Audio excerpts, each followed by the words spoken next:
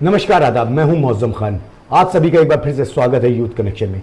आज हमारे साथ इंटरव्यू में मौजूद है दावत इस्लामी हिंद के जिला निगरान अनीस अत्तारी साहब। जानेंगे इनसे कि ईद उल अजहा के मौके पर क्या कुछ नियम हैं जिनको मुसलमानों को फॉलो करना चाहिए। बहुत बहुत स्वागत है आपका अनीस अत्तारी साहब हमारे स्टूडियो में। अल्हम्दुलिल्लाह रब्बिल आलमीन वस्सलातु वस्सलामु अला सय्यिदिल मुरसलीन। अल्हम्दुलिल्लाह ये क़ुरबानी का मुबारक मौका है। क़ुरबानी का ज़िलहिज्जा का महीना चल रहा है। इसी महीने में हज होता है। चाँद की 9 तारीख़ को हज होता है और उधर 10 तारीख़ को उसकी खुशी में क़ुरबानी का सिलसिला रहता है। क़ुरबानी जो है ये अल्लाह पाक की तरफ से हुक्म है। हर मुसलमान पर जो मालिक निसाब है उस पर अल्लाह की रज़ा के लिए क़ुरबानी देना ये वाजिब है, और जिसके पास नहीं है उस पर वाजिब नहीं होता है। क़ुरबानी का मतलब जो है वो सिर्फ़ गोश्त खा लेना ही नहीं होता है, बल्कि क़ुरबानी का मतलब यह है कि आज हम अल्लाह के हुक्म से हम ये क़ुरबानी हम पेश कर रहे हैं, और इसी तरह से हमें अपनी नफ्स की भी क़ुरबानी देना है। उससे हमें ये दर्स भी मिलता है। मसलन हमें कोई गरीब आदमी अगर दिखे तो हम उसकी मदद भी करें। आज हम अच्छे कपड़े अगर पहन रहे हैं तो हम उसके बच्चों के लिए भी फ़िक्र करें, और इसी तरह से हम अपने बच्चों को पढ़ा रहे हैं तो जो बेचारे गरीब बच्चे हैं जिनके इस तरह के मामलात नहीं हैं, परेशानियां हैं, वो भी अपने बच्चों को पढ़ा सकें। तो क़ुरबानी का मतलब सिर्फ ये नहीं है कि गोश्त खा लेना, बल्कि आदमी के अंदर जो बुराइयां हैं ऐसे मौक़ों पर उसका भी अहद करे कि आज हम जैसे क़ुरबानी पेश कर रहे हैं तो इंशाअल्लाह हमारे अंदर जो कमियां हैं उन्हें भी इंशाअल्लाह हम अपने से दूर करेंगे। क़ुरबानी जो है ये अल्लाह पाक को बहुत पसंद है, इसमें कोई शक नहीं, मगर इसके साथ साथ हमें ये अज़्म भी करना चाहिए, और ख़ासकर क़ुरबानी कराने वालों से भी हम ये इल्तिजा करेंगे कि जैसे हम पर क़ुरबानी करना वाजिब है और हम इस काम को अंजाम देते हैं, तो अब जैसे हमारे शहर में, हमारे मुल्क में हर मज़हब के मानने वाले लोग हैं, जो मज़हब इस्लाम से ताल्लुक़ नहीं रखते हैं, जो इससे इत्तेफाक नहीं भी रखते हैं, तो ऐसे मौक़ों पर थोड़ा सा हमें मोहतात रहने की ज़रूरत है। एक तो इसमें कोई शक नहीं है कि हमारे मुल्क का जो आइन है इस पर हमें हर उस बात पर अमल करना है जिसकी मतलब हमें, जिससे हमें बचना है उससे हमें बचना ही है इंशाअल्लाह। जैसे जिन जानवरों की क़ुरबानी के लिए ममनू है तो वो उन जानवरों पर हम क़ुरबानी ना करें, जिसकी हमें इजाज़त है उस पर हम क़ुरबानी करें इंशाअल्लाह।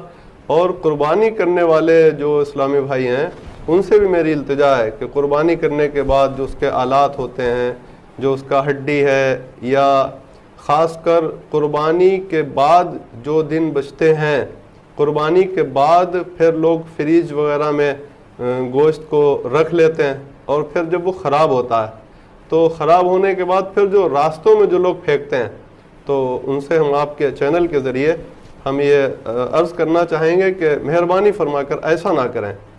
अब जब फ्रिज में जब ख़राब हो जाता है तो उसके बाद फिर रास्तों में फेंक देते हैं। अब लोग नाक पर उंगली रखकर नाक दबाए हुए लोग निकल रहे होते हैं, तो ये अच्छा नहीं लगता है। बस हमें ये याद रखना है कि जो अच्छी चीज़ हमें अच्छी लगती है वो दूसरे को भी अच्छी लगती है, और जो हमें पसंद नहीं है तो वो दूसरे को कैसे पसंद आएगा।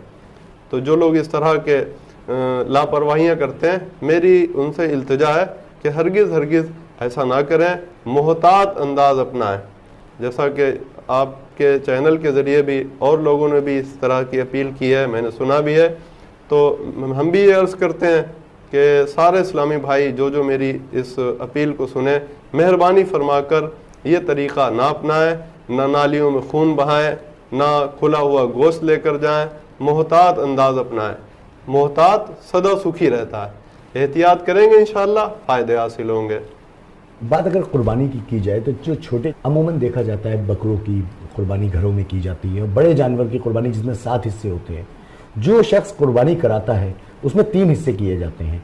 क्या उन तीनों हिस्सों को उस हिसाब से बांट देना जायज़ है, या कोई शख्स अगर चाहता है कि वो अपने घर में उनको इस्तेमाल कर ले तो इसके लिए क्या शराइत है?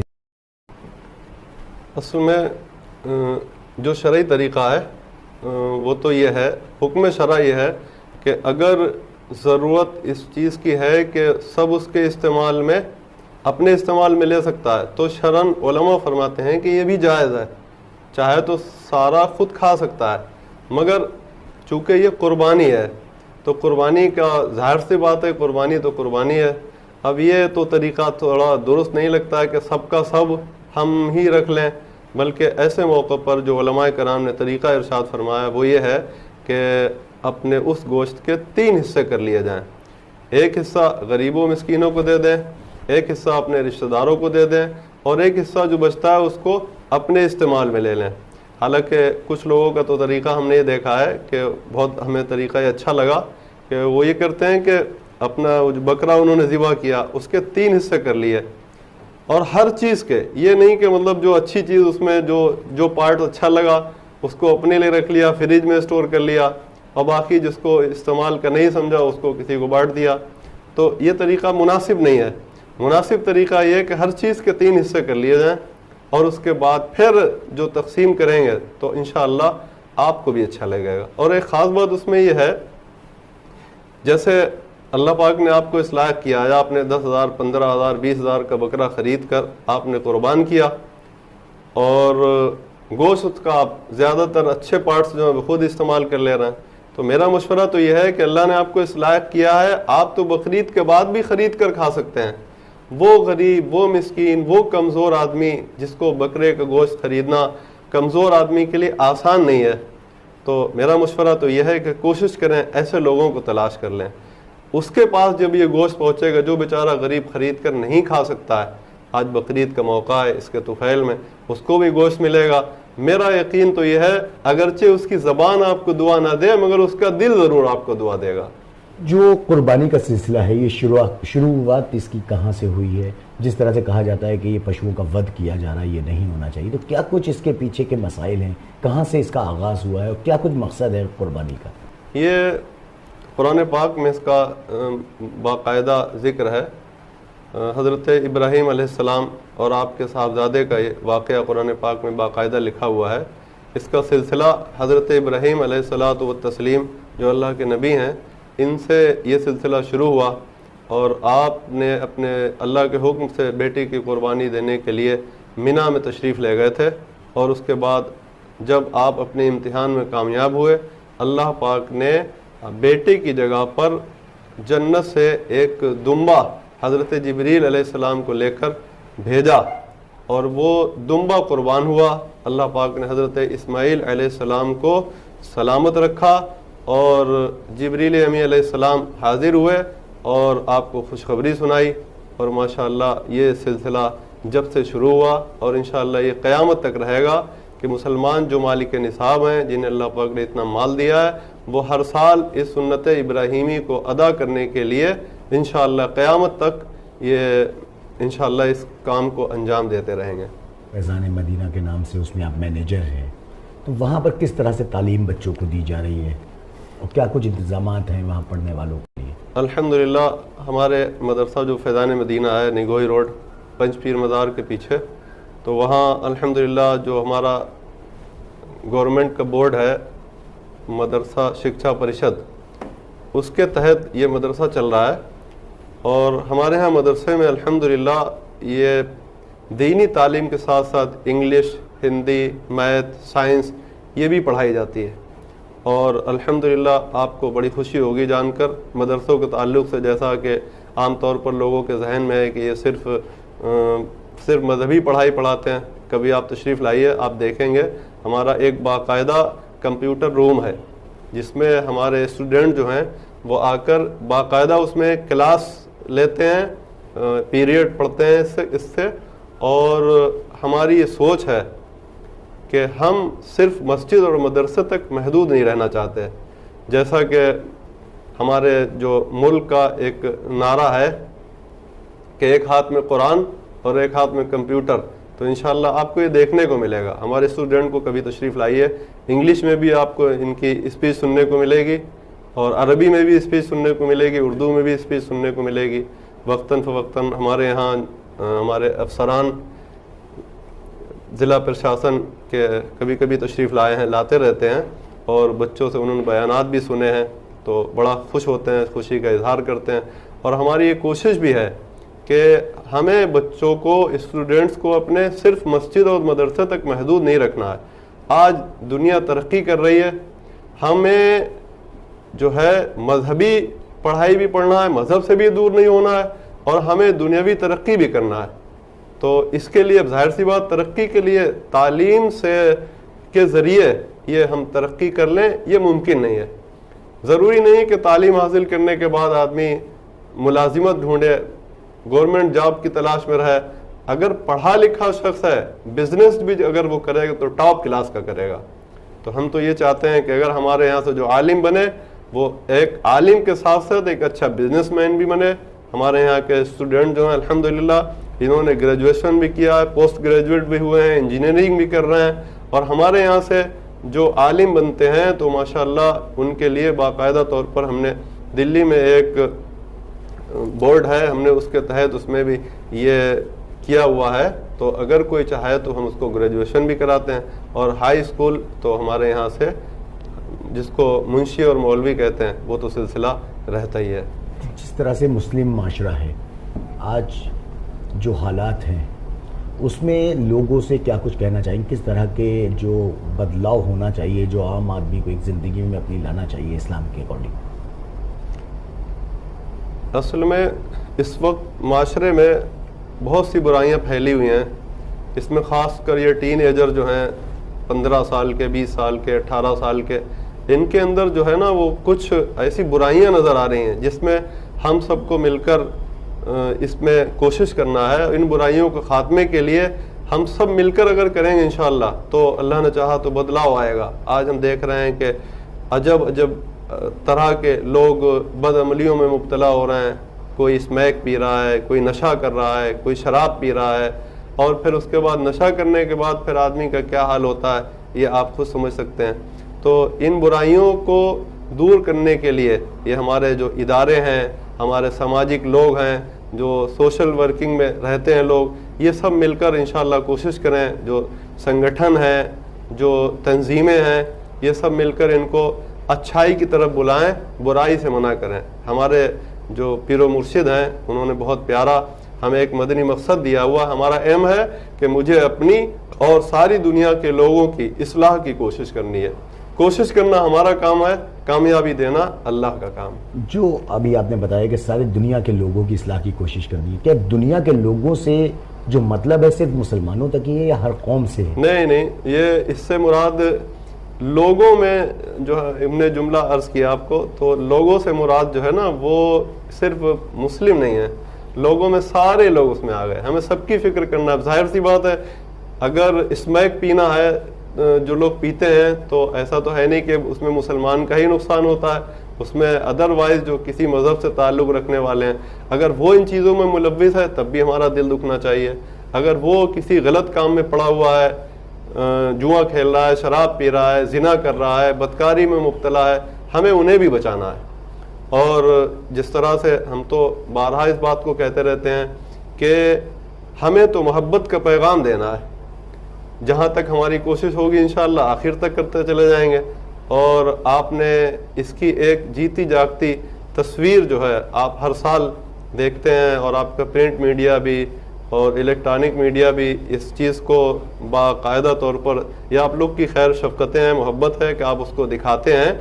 کہ آپ دیکھتے ہیں کہ 12 ربیع الاول کا جو جلوس ہے, اور اس میں جب وہ جلوس جا رہا ہوتا ہے تو راستے میں ہمارے جو مندر وغیرہ پڑتے ہیں تو اس میں ہمارے جو جتھے ہوتے ہیں وہ باقاعدہ طور پر ان کی حفاظت کرتے ہیں. اور ہم یہ میسج دینا چاہتے ہیں کہ ہم صرف اپنے ہی عبادت گاہ کی حفاظت نہیں کرنا جانتے ہیں بلکہ ہم آپ کی بھی حفاظت کرتے ہیں. اور وہ اس لیے کہ ایک محبت کا پیغام جائے. ہمیں جو ہم کر رہے ہیں وہ صرف سنی سنائی باتوں پر توجہ نہ دی جائے بلکہ اس کو دیکھا بھی جائے. اور الحمدللہ یہ ہماری کوشش ہے, جب تک جئیں گے انشاءاللہ تب تک اس کام کو انجام دیں گے انشاءاللہ. ابھی آپ نے بات کی ربیع الاول کے جلوس کی, ایک بڑا ہجوم لوگوں کا, لاکھوں کی تعداد میں لوگ 12 ربیع الاول کے جلوس میں آتے ہیں. اس کے مینجمنٹ بھی آپ ہی کے ہاتھ میں رہتا ہے کہ کیا کچھ مینجمنٹ کے لیے خاص کرنا پڑتا ہے, کتنی تیاری کرنا پڑتی ہے؟ کیونکہ دیکھا جاتا ہے کہ پورے جلوس کی کمان بھی آپ ہی کے لوگ سنبھالے ہوتے ہیں کہ کہیں پر کوئی خرافات نہ ہو جائے کہ اس طرح کا کوئی شرارتی تت نہ آ جائے. تو کتنی محنت کرنی ہوتی ہے اس جلوس کو لے کر؟ اس میں خیر ہم پرشاسن کے بھی شکر گزار ہیں کہ پرشاسن کا بھی ہمیں پورا تعاون ملتا ہے، اور حوصلہ بڑھانا یہ بھی ایک بہت بڑا تعاون ہے. تو پرشاسن کی طرف سے بھی ہمارا حوصلہ بڑھایا جاتا ہے، اچھا لگتا ہے. اپنا تو بس ایک ماننا یہ ہے کہ جو میرا کرنے کا ہے پہلے میں نے اس کام کو انجام دے لیا. ہمارے جو مبلغین ہیں، ہمارے والنٹیئرس ہیں، اس کے متعلق میٹنگز کرتے ہیں. ادھر 12 ربیع الاول کا چاند نظر آتا ہے، ربیع النور شریف کا چاند نظر آیا، ادھر ہم لوگ جو ہے وہ کوششیں چالو کر دیتے ہیں. اور اس کے بعد مختلف جگہوں پر میٹنگز کرتے ہیں شہر میں، دوسروں کو ذمہ داریاں دیتے ہیں. ذمہ داریاں دینے کے بعد پھر اللہ کی رحمت کے سہارے چھوڑ دیتے ہیں. ہمیں تو حضرت محمد صلی اللہ علیہ وسلم کی ایک بات یاد آتی ہے. کوئی آپ کے پاس کوئی صحابی حاضر ہوئے تو سرکار نے فرمایا ان سے آپ کہے سے آئیں؟ عرض کیا رسول اللہ اونٹ کی سواری سے آئیں. تو فرمایا کیا اونٹ باندھ دیے؟ تو کہا کہ اللہ حفاظت کرنے والا ہے. تو پیغمبر اسلام صلی اللہ علیہ وسلم نے بڑا پیارا جواب ارشاد فرمایا پہلے اونٹوں کو باندھ دو اور پھر اللہ کی حفاظت میں دے دو. حالانکہ اللہ پاک اس بات پر بھی قادر ہے کہ وہ بغیر اونٹ اور کھوٹے کے بھی اس کی حفاظت کر سکتا ہے، مگر دنیا چونکہ دارالاسباب ہے، پہلے ہم اپنا کام پورا کر دیں پھر اللہ کے سپرد کر دیں. اسی کے تحت ہم اپنا جو ہمارے کرنے کا ہے وہ ہم کر دیتے ہیں، اور پھر اللہ پاک کی رحمت کے سہارے چھوڑ دیتے ہیں، اور اللہ پاک اس کو بخوشی بڑا اچھے انداز میں اس کو پائے تکمیل تک پہنچا دیتا ہے. یہ میرے رب کا فضل ہے. کل شاہجہاں پور میں عید کی نماز ادا کی جائے گی اور آپ ایک عیدگاہ کے پیش امام بھی ہیں، تو وہاں سے کیا کچھ میسج دیا جاتا ہے عید کی نماز کے بعد، یا کیا کچھ احتیاطیں برتی جاتی ہیں نماز کے دوران؟ دیکھیے الحمدللہ ہمارے یہاں عیدگاہ میں جو بھی ہم میسیجز دیتے ہیں وہ ابھی ہم نے آپ کو جو اپنا مدنی مقصد بتایا کہ مجھے اپنی اور ساری دنیا کے لوگوں کی اصلاح کی کوشش کرنی ہے، اسی مدنی مقصد کے تحت ہی ہمارا بیان ہوتا ہے. جو بھی ہم عرض کرتے ہیں وہ اسی کے تعلق سے کرتے ہیں. ہماری عیدگاہ میں الحمدللہ کوئی سیاست سے متعلق کوئی اس طرح کی کوئی بات نہیں ہوتی ہے، اور محبت کا پیغام ماشاءاللہ دیا جاتا ہے. اور اس پہ کوشش یہ کرتے ہیں خاص کر جیسے قربانی سے متعلق یہ مسائل بتاتے ہیں، لوگوں کو تعلیم پر زور دیتے ہیں تاکہ ہم اپنے بچوں کو، جو ہمارے ماہرہ شریف کے ایک خانقاہ ہے اس کا ایک پیغام ہے آدھی روٹی کھائیے بچوں کو پڑھائیے.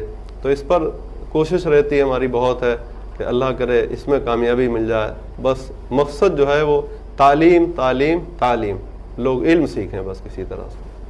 کل قربانی کا دن ہے، شاہجہاں پور میں بھی قربانی کی جائے گی. کیا کچھ ایسی باتیں ہیں جن کی احتیاط رکھنا چاہیے قربانی سے پہلے، اور کس طرح سے قربانی کو عمل میں لانا چاہیے؟ قربانی کے متعلق ابھی ہم نے عرض کیا بھی تھا. دیکھیے اس میں جو ہے نا صفائی، اللہ کے رسول صلی اللہ علیہ وسلم فرماتے ہیں صفائی آدھا ایمان ہے. اب ظاہر سی بات ہے صفائی جب آدھا ایمان ہے تو صاف صفائی رکھنا یہ ہماری ذمہ داری ہے. یہ صاف صفائی پر خاص طور سے توجہ دی جائے. حالانکہ نگر نگم اپنا کام کرتا ہے مگر میری بھی کوئی ذمہ داری ہے. ایسا نہ ہو کہ خالی ہم نے قربانی تو کرا دی باقی کام دوسروں کو سپرد کر دیں، تو یہ مناسب نہیں رہتا. قربانی ہم نے کروائی ہے، گوشت ہم کھائیں گے اور اس سے فائدہ ہم اٹھا رہے ہیں، تو پھر ہمیں یہ چاہیے کہ صاف صفائی کا بھی بھرپور خیال رکھیں. اس کے آلات ہیں، اس کی گندگی ہے، اسے جو ڈسٹ بن نگر نگم کی طرف سے لگائی جاتی ہیں اس میں ڈالیں، یا پھر کہیں احتیاط کی جگہ پر جس سے آزمائش کا سامنا نہ کرنا پڑے. ہم نے آپ کو عرض کیا کہ جو چیز ہمیں بری لگتی ہے وہ دوسروں کو بھی بری لگے گی. بہت بہت شکریہ انیس اتاری صاحب اپنا وقت ہمیں دینے کے لیے. تو یہ تھے شاہجہاں پور سے انیس اتاری. ایسی ہی اور خبروں کے لیے جڑے رہیے یوتھ کنیکشن کے ساتھ.